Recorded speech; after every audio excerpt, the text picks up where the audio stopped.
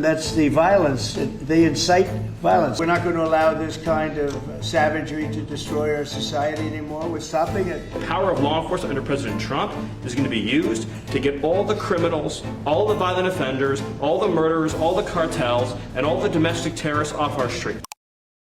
Hello, everybody. It's nice to have you here. We have some big things to announce. Today, at the request of Governor Bill Lee of Tennessee, who's standing with us, as you know, I'm signing a presidential memorandum to establish the Memphis Safe Task Force, and it's very important because of the crime that's going on, not only in Memphis, in many cities, and we're going to take care of all of them, step by step, just like we did in D.C. We have virtually no crime in D.C. right now, and we're going to keep it that way. It's our nation's capital. We're going to keep it that way, or we're going to federalize it if we had to, but we don't have to anymore because it's in such great shape. This task force will be a replica of our extraordinarily successful efforts here, and you'll see it's a lot of the same thing, although the numbers here are really something. They're really bad. Now, we did send FBI in about 4 months ago to work, and it brought some of the numbers down, and they did a great job, but we're sending in the big force now. We also sent them into Chicago on a sort of a moderate basis, and we brought down crime a little bit in Chicago, but we're now going to bring it down very big. We're going to be doing Chicago probably next. I was with a great businessman, a man who is involved in all cities through his business, and I say, who do you think should be next after Memphis? And he said, sir, you've got to save Chicago. We're going to wait a little while. But he said, you got to save Chicago. You can't let it go. And this is a very prominent man that everybody knows in this room. Another man in Memphis was saying, Bill, he was saying, very interesting, he's on the board of FedEx. And his hotel is about a block away. And he said, when I walked there, I said, you know, I don't want to do this again. I never want to do it again. And they won't let me walk there. They take them in armored vehicles. They take the board members of FedEx in armored vehicles like a block away to the hotel. This shouldn't be the U.S. This shouldn't be the United States of America. The task force will be a replica, as I said, and it's going to be, I think, equally successful. This is a tremendous success we've had in Washington, I can tell you, and everyone knows it. And people in the White House that work here and other people that I know are calling me and thanking me. They're going out to dinners. They're doing things that they haven't done in years. The effort will include the National Guard as well as the FBI, ATF, DEA, ICE, Homeland Security investigations, and the U.S. Marshals, and more along the prosecutors. We're going to have DOJ led by U.S. Attorney for the Western District of Tennessee, who is here or not here? Who's that person here? That person is going to be very busy. So we're going to have U.S. Attorney for the Western District of Tennessee, and most importantly, Pam Bondi's here. She's heading it up, and she's doing an unbelievable job in every respect beyond this. So also worked with some of the members of the team right here on D.C., and we're very proud of that effort. We essentially had the crime down to a very low rate in 12 days, and within another 10 days after that, it was so incredible. And it continues at that level, and we're going to continue. We have to because it's our capital. This team will deploy the full powers of federal law enforcement agencies and enforcement generally to restore public safety and get dangerous career criminals off of our streets. We're going to get them off. In 2024, Memphis had the highest violent crime rate, the highest property crime rate, and the third highest murder rate of any city in the nation. Other than that, they're doing quite well, thank you. A person is 4 times more likely to be murdered in Memphis, Tennessee today than in Mexico City. It's been, and you know Mexico City is not a cakewalk. It's been overrun with carjackings, robberies, shootings, and killings. There were 249 murders, 429 rapes, 5,616 burglaries, and 12,522 violent assaults in just the last little while in 2024 and in pieces of 2025, where it's actually gotten worse until recently when we sent the FBI down to see what the hell is going on. Last month, a vicious thug carjacked an elderly woman parked at the movie theater, dragged her out of the car, and body slammed her into the pavement where she is still trying to recover. It probably won't be successful. So we're not going to allow this kind of savagery to destroy our society anymore. We're stopping it, doing one by one, we have time, but we want to go quickly. We don't want to lose Chicago. We're going to lose Chicago. We're going to lose places like you go to St. Louis. We're going to lose St. Louis. We're not going to lose. We want to save these places. You're going to lose them. It was the way the man said it. He was a very high quality man. I said, "Who would you do next?" He said, "Sir, do Chicago." You don't want to lose Chicago. We're not going to lose Chicago. So we're going to have to go very big, and we're going to go probably, we're thinking about it for next Pam. We were going to hold it off. We're going to do some of the smaller ones. And the truth is our people are so good. Gaddy, you're doing a great job wherever you may be. We're doing so good that I don't think we need too much practice, right? But we got to go and save our big cities, our great cities. Chicago's a great city, and we're going to make it great again very soon. And I think we can do that. Despite the tremendous size, I think we can do a real job, and we're going to give you the resources that you need. So with that, I'd like to just end by saying we're going to make Memphis safe again, and I'd like to ask Governor Bill Lee to say a few words, and then Pam can talk, and anybody else you'd like to talk to. We'll go through the whole list. We have all day long if we have to, because this is a very important thing. We have to save our country from violent crime. So, Bill? Yes, please. sir. Mr. President, first of all, thank you. Thank you. Thank you for your commitment for federal resources to the great city of Memphis. And it is a great city, and it has a great history and a great legacy. And we are very hopeful and excited about the prospect of moving that city forward. I've been in office 7 years. I'm tired of crime holding the great city of Memphis back. And I have spoken today with the director of the U.S. Marshals, with the director of the FBI, with General Bondi. We realize that this effort of multi-agencies that will combine the work of the Tennessee Highway Patrol and the local police departments, when we come together, we can make significant change in our city, in the city of Memphis, and that is a powerfully important thing for the state of Tennessee, and I want to say thank you. Cash, would you say a few words, please? Thank you, Mr. President. Thanks to your brilliant foresight, you had asked us to go in quietly into these cities to help set the landscape, to work with the interagency, and to make America safe again. And we've done that under the FBI's banner program of Operation Summer Heat. And the results are only as good as the prosecutions. And because the Attorney General and the Deputy Attorney General have mobilized DOJ to successfully prosecute so many violent criminals, we have set the landscape for the interagency to come into Memphis and really make it safe permanently. As the governor and the senators and the other directors were saying, it's not a short-term mission, but thanks to you launching us early, launching us quietly, not looking for the credit, Mr. President, we greatly appreciate your support and the advanced foresight you had in doing that. It's so exciting, and somebody had to do this. A president should have stepped up long ago and saved these cities. So it's not that I wanted to do it, believe me. Somebody had to do it, and we're doing it in a big way. Excellent. Pete, could you say a few words, please? Yes, Mr. President. From day one, the DOW, the Department of War. I'm glad you made that correct. Correct, for you, sir.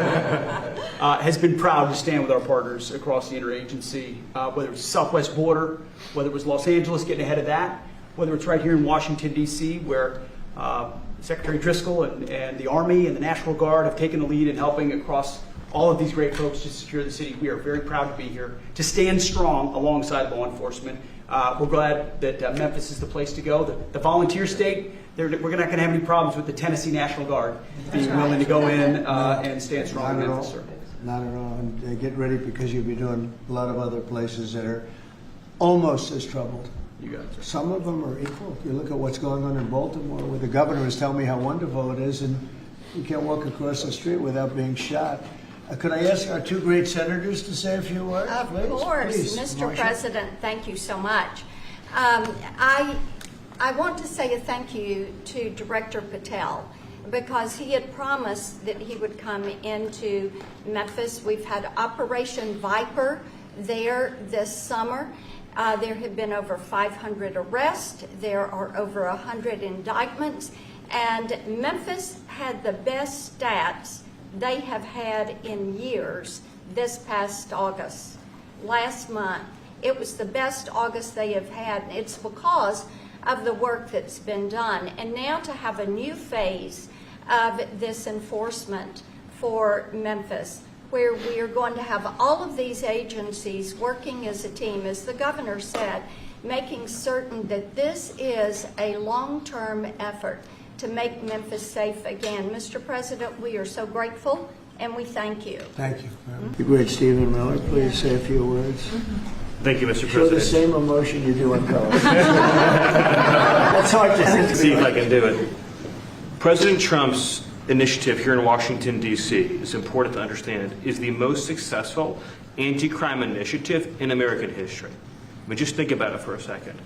In 30 days, President Trump put together a team that saw the largest ever violent crime reduction in any city in American history. Something that people had not been able to do in 40 years. That is a momentous achievement. And now the president is going to take that same model to Memphis, and as he said, more cities after that. The team the president has put together has no equal today or anywhere in American history. I think what's happening here is that what the president has done is made clear. The power of federal law enforcement that was used for the last 4 years to harass and attack conservatives, to harass and attack Christians, to go after law-abiding families, the power of law enforcement under President Trump is going to be used to get all the criminals, all the violent offenders, all the murderers, all the cartels, and all the domestic terrorists off our streets. So whether you're Antifa, whether you're a domestic terrorist, whether you are a violent gang member, a drug trafficker, a trained Irawagwa killer, or anyone else that's threatening our people, President Trump is saying he's going to use his FBI, his DOD, his ATF, his DEA to wipe you out, to put you in behind bars, to take you off the street, or to apply whatever legal consequences necessary. Mr. President, I'm honored beyond words to be a part of this team under your leadership as you've saved thousands of lives. Thank you very much. Come on over, let's sign that bill. You want to say anything about our great military real fast? He's won a job, he's doing this guy. Mr. President, so our Army National Guard is honored to be part of this mission. This is their community. A lot of them are from D.C., they're from Tennessee. When you talk to them, when you talk to the actual population out there who interact with them every day, they say it's a blessing to have them as a part of their life. And then for the National Guard getting to have this where they get to improve their communities, where their kids are growing up and they're going to church, and this is where their families are. Many of them, sir, have said this is the honor of their lifetime, so thank you. Look at that nice face, and yet he's a killer. That nice, beautiful face. And he's a total killer. I don't know how you do it. Everybody here. All right, here we go.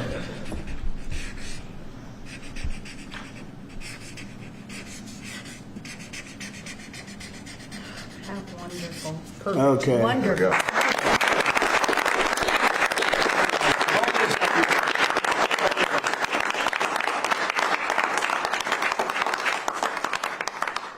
Thank you, sir. Thank you very much. Thank you. Thank you very much. Mr. President. No, thank you very much. Great job. Ask you Yeah, one sure. on crime and one on Charlie Kirk. Yeah. You've floated potentially going into St. Louis. You mentioned you want to go into Chicago next. Could St. Louis be after Chicago? It's going to be around there someplace. Yeah, we got to save St. Louis. Got to save these cities. This isn't like, we're going to do something. We have to save St. Louis. We have to save Chicago. I know all about Chicago. I have a great, beautiful building. I'm so proud of it.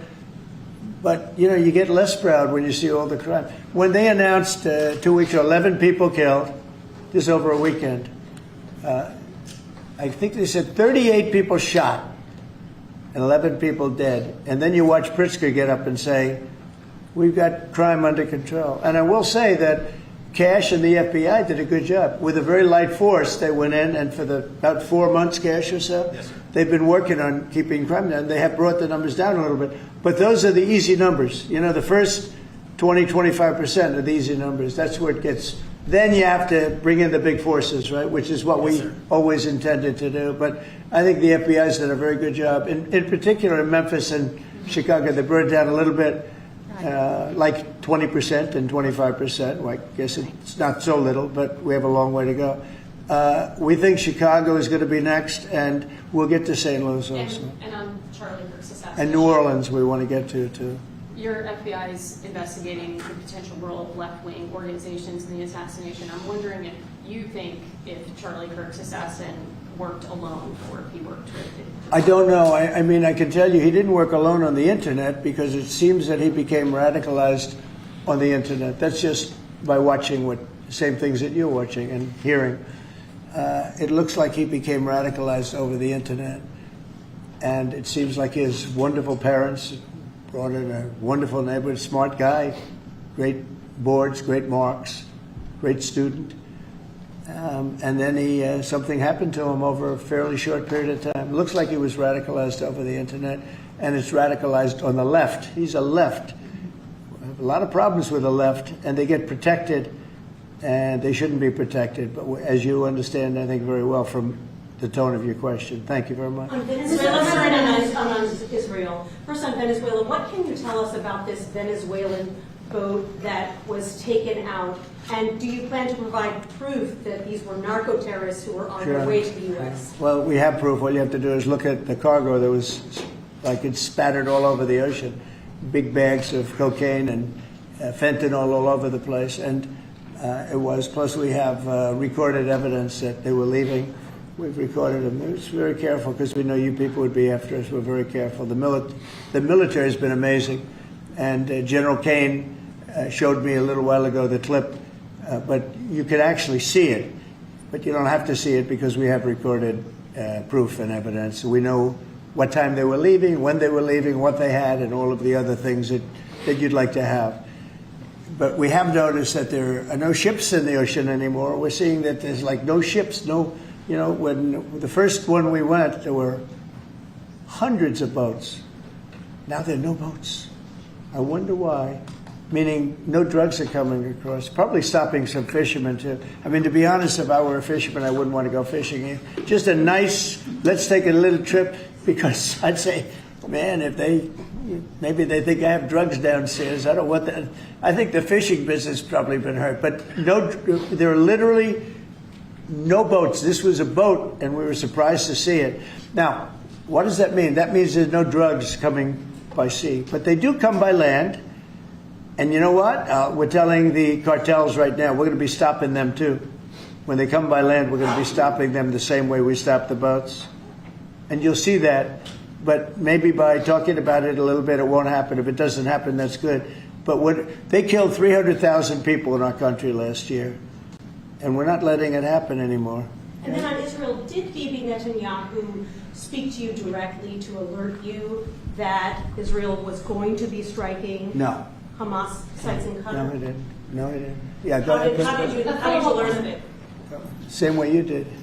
Go ahead, please. You mentioned that the shooter was radicalized online. Do you I think believe so. that social media by the way, companies... when I say that, that's my opinion. I think he was radicalized online based on what they're saying. Do social media companies bear any responsibility for that? And how does that I'm going to have to ask, I don't know, I'd ask Pam that question. I don't know if you or Todd could give an answer to that. Somebody has to bear some responsibility. You know, and President Trump, I've always told parents, you got to watch what your kids are doing on the internet, what they're doing online, what they're listening to, what they're reading. They're all online, they're all on their phones all the time. Parents have got to monitor that, because this starts when you're young. This starts when you're young, when you listen to these groups, when you watch these shows. And parents have got to just be vigilant. So sure, that's part of it. And they're meeting kids online who they think are kids, and they can be anywhere in the world, and talking to them. And yeah, they are being radicalized. Mr. President, he went bad, and he just went bad very quickly in a sense, because he sort of led a very normal life, a life of, great education, schools, everything else. But somewhere along the line, something happened. Yeah, please. Mr. President. How will you send the National Guard into Chicago without the cooperation of the governor and the mayor? Well, if they do cooperate, that's good. If they don't, it's not going to matter to us at all. You know who wants to help us? Police department. They have no respect for the governor. They have no respect for the mayor. They respect us. And we found that in Washington. We haven't had total support in Washington from government, as you know, from everybody. I don't want to say the mayor, because she was better than most, but we haven't had great, but we have had great support from the Metropolitan Police. They're like brothers of these people. They're really like brothers. You see that. They work together. And so if the governor wants to support, as I said in the bill, it's going to be his proudest moment, what he's going to do, the governor of Tennessee, what's going to happen with Memphis. In 3-4 weeks, we'll stand together and we'll say, look at this. The crime has almost disappeared, maybe completely disappeared. In Washington, they don't even know how to record it because it's down so much. You know, they've never heard. I heard 87% is down. I said, really? Who are the 13%? Because it's more than that. It's actually more. Hard to believe, right? You're going to have the same results in Chicago. And we hope we have the governor's help, but if we don't, we're doing it without him.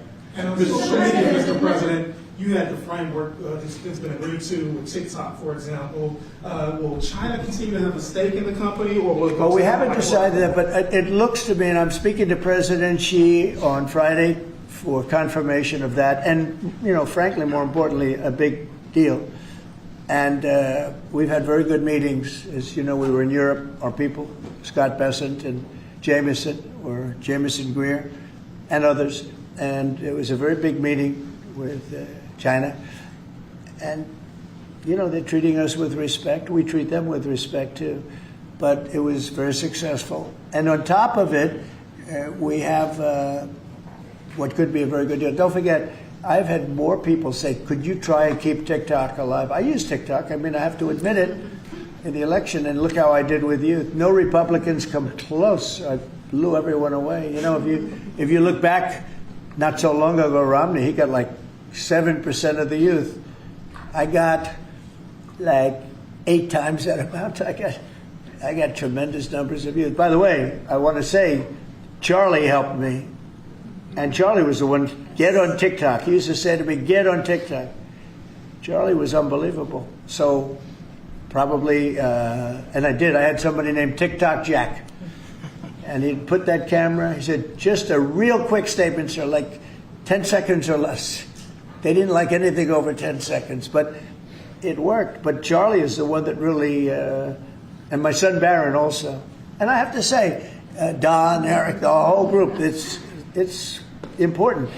And it can maybe even bring us closer to China. We had a very good meeting with China. I was surprised. I didn't expect it to that extent. And I'm going to speak again with President Xi on Friday. And, you know, I think that'll confirm things up. Who's buying it? Ask a question on Charlie Kirk and crime. On Charlie Kirk, do you plan to speak at the funeral, and what would your message be? Well, I'm going on Sunday. We're taking a whole plane load and having... I was invited on Saturday, but I said I'd rather save it for Sunday. You know, we're going to have a stadium, and I'll bet that stadium is going to be pretty packed, maybe completely packed. It's going to be big, but I'm going to be at the stadium, and I guess I'll say a few words. I don't know, but I guess I will. But I knew him very well. He was an amazing guy. He was all about young people, getting them started right, and he was. It was like a magnet for young people. They just attracted to him. He loved them, and they attracted to him. His wife is a tremendous person, by the way. He always had great respect for his wife. He got married. I didn't know he was getting married. I heard he got married, and he loved her. He really loved her. She loved him, and I think she'll have something to do with keeping that whole thing going. You know, Turning Point is. It became a very big deal. And I heard they had like 38,000. So he wanted to get it up to 20,000 chapters. That's a lot. That would have been a lifetime's work. I heard that over the last 4 days, they have 38,000 people 38,000 chapters at colleges, schools, other places. Numbers that, nobody's ever heard of numbers like that. So I think Turning Point could be, through what happened, this horrible act, it could be maybe bigger than it could have ever been had he been there. And I will say this, he'd be very happy if he saw what was going on. And there's some very good people, because I speak at Turning Point quite a bit. And Charlie would call me up. So the last time I spoke to him, he said, sir, and I think it was Phoenix, sir, could you get to Phoenix?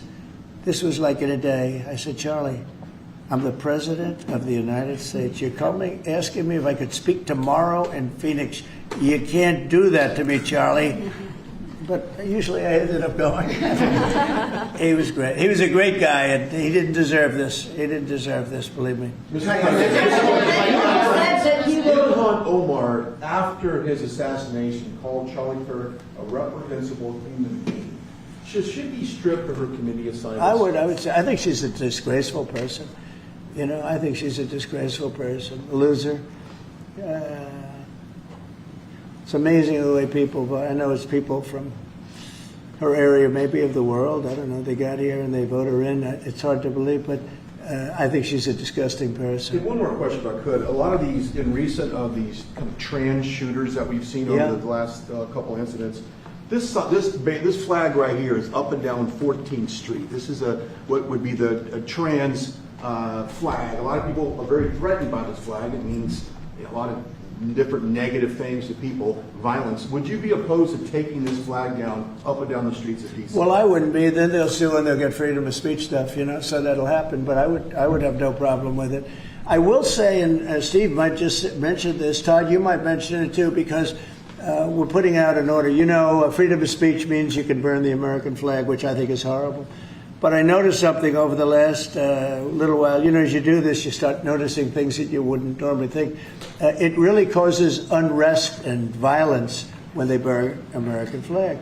So the American flag, I wanted anybody burns the American flag, go to jail based on freedom of speech, goes to jail immediately. But the freedom of speech protected them, right? And so, that's been argued a couple of times. And you know, it's one of those things. But you know what? Hasn't been argued, and we're going to be arguing it, I think, very soon. And that's the violence. They incite violence. So when I saw it just yesterday, they burned the American flag, and people that were there were fine. And all of a sudden, they're going crazy, and there's fist fights. It wasn't in Memphis either. But I will say, it incites violence. And I think you just do the exact same thing. Don't use freedom of speech. Use the incitement of violence. I mean, it's really, you got to see, these people were going at it. And, you know, you could burn other things and people just sit there, they fall asleep. You burn the American flag, and you're on both sides. But the level of violence I saw this flag burning cause was incredible. It was an incitement. So I hope you guys are going to be able to do that, Pam, right? Well, there's also groups called Trans-Tifa. So perhaps if you can label them a domestic terrorist group, and in all reality, you could take that flag down because it would represent the Trans-Tifa. Well, I think you probably could. Again, you'll be sued, and it's okay. I've been sued before a couple of times. You may have seen it. Anyway. Netanyahu said that he doesn't rule out targeting Hamas anywhere they are. You said that you don't want to see Qatar hit again. Are there any guarantees that Qatar? Well, he won't be hitting in Qatar. As I say, I call it Qatar. You call it Qatar. You're actually more right, but actually you're allowed to go. The Emir said you can say it any way you want, but I've always thought of it as Qatar. I think it's a beautiful sound, and actually they've been a very good ally, and a lot of people don't know that. But he won't be hitting Qatar, but he will be maybe going after. Now, there was an article that I read in a newspaper just about an hour ago where Hamas said they're going to use the 20 hostages as human shields. They're going to bring them up from the dark tunnels, and they're going to put them in the line of fire so that if Israel goes forward, they're going to die. And I thought that was very terrible, and I put out a statement on that. You saw that. Mr. Charlie Kirk, in retrospect, given all of the moving ways that this White House has paid tribute to Charlie Kirk, right, do you think it would have been fitting to lower the flags to have staff when Melissa Hortman, the Minnesota House Speaker, was gunned down by an assassin as well? I'm not familiar. Who? The Minnesota House Speaker, a Democrat, who was assassinated this summer. Well, if the governor had asked me to do that, I would have done that. But the governor of Minnesota didn't ask me. I didn't. I wouldn't have thought of that, but I would have if somebody had asked me. People make requests for the lowering of flag, and oftentimes you have to say no because it would be a lot of lowering. The flag would never be up. Had the governor of Minnesota asked me to do that, I would have done that gladly. And given the killing of Melissa Hortman, the attack on Paul Pelosi, the attack on Gabby Giffords, the attack on the Pennsylvania governor's mansion, why make the case that violence is only on one side. It seems to be taking I didn't place say it's on across one the side, but I say the radical left causes tremendous violence, and they seem to do it in a bigger way. But the radical left really is caused a lot of problems for this country. I really think they hate our country. Okay, yeah, please. This may be related to the RICO work that you're Right. doing, and I'd like to confirm. And we are really looking at that seriously. Vice President Vance was speaking with Stephen Miller earlier today about targeting NGOs that they were saying foment violence. Right. Is that? Can you speak more to that? And what NGOs specifically are you looking to target, sir? A number of them. Steve, please. Yes, so I believe what you're referring to is there are these nonprofit entities that organize, as the president mentioned, attacks on ICE officers, attacks on Border Patrol agents, organized doxing campaigns, which are a violation of federal law. They break off cement and they bring it into riots. They have organized drop points for weapons, organized drop points for gas masks, organized drop points for all the materials necessary to launch a riot. Of course, you saw that during the Black Lives Matter riots as well, too. So there's this whole network of organizations. And I think the key point the president's been making is somebody is paying for all of this. This is not happening for free. And so under the president's direction, the attorney general is going to find out who is paying for it, and they will now be criminally liable for paying for violence. And you know, a new thing that I've been seeing a lot of lately, but never saw it before, is they're walking in with bricks and rocks and everything. And the FBI or the Border Patrol or ICE or the police are grabbing them and taking them away, and that's great. And then they whip out a hammer, and it's a beautiful hammer. Really, it's nice. You know, this is not a hammer somebody happens up. These are serious hammers, beautiful, brand new hammers, and they start breaking up the concrete sidewalks and the granite curbs in many cases. Granite is hard to cut, you know, it's very hard stone, and they're banging away and handing out pieces of stone. So instead of having it in bags, they're banging the sidewalk, knocking them. You have to see what some of these sidewalks look like when they finish, and especially the curbs, because the granite curbs are very, very expensive, and they're great, and you know, very hard. They are almost indestructible, but not when it gets pounded on for 20 minutes by some pretty strong guy. And then they hand out big chunks of stone so that people can throw them at the police and people can drop them off bridges into car windows. No, we have a long way to go, and we're going to make it all good. We're going to make it really safe. This country is going to be safe. We've got almost 3.5 years. Think of that, 3.5 years. It's a long time. It goes quickly. But at the end of that time, I hope one of the many things we can say is that we made our cities safe again. Thank you very much, everybody. Thank you.